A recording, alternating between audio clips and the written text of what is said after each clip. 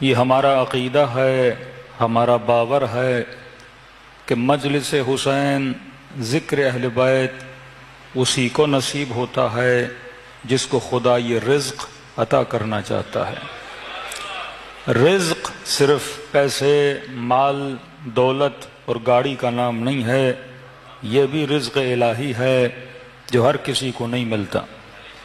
جس طرح رزق ولایت علی ہر کسی کو نہیں ملتا، اسی طرح رزق مجلس حسین بھی ہر کسی کو نہیں ملتا۔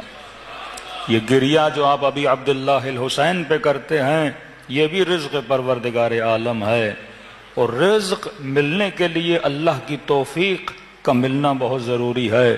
تو یہاں دو نعمتیں بنی، ایک نعمت توفیق، دوسرا نعمت رزق الہی۔ اگر خدا توفیق نہ دیتا تو کوئی مجلس میں نہ آتا، اور مجلس میں اگر نہ آتا تو اس رزق سے مستفید کیسے ہوتا؟ تو یہ رزق الہی ہے۔ ہم مجلسوں میں کربلا کا واقعہ منانے نہیں آتے، ہم کربلا کے واقعے سے اپنی نسلوں کو درس دینے آتے ہیں۔ کربلا کا واقعہ عرض کیا کہ ایک تہذیب ہے، کربلا کا واقعہ ایک کلچر ہے۔ یعنی 5 منٹ کے لیے تصور کریں، اگر مکتب اہل بیت سے واقع کربلا کو نکال دیا جائے تو ہمارے پاس کچھ بھی نہیں رہ جاتا۔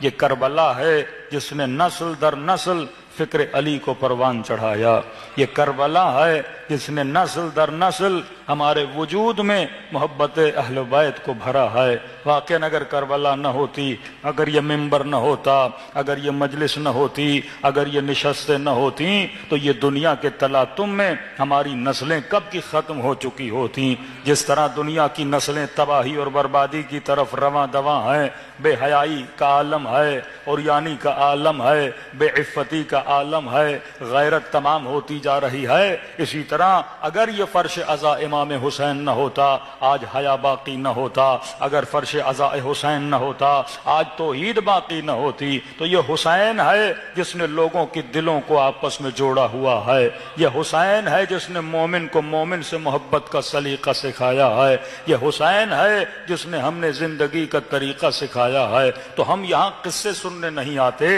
ہم یہاں کربلا سے کچھ سیکھنے آتے ہیں۔ تو ہمیں یہ سیکھنا ہے کہ امام حسین کی زندگی کا طرز کیسا تھا، اسی طرز کو اپنایا جائے اور ہم اسی طرح کامیاب ہو جائیں گے جس طرح اصحاب امام حسین کامیاب ہوئے تھے۔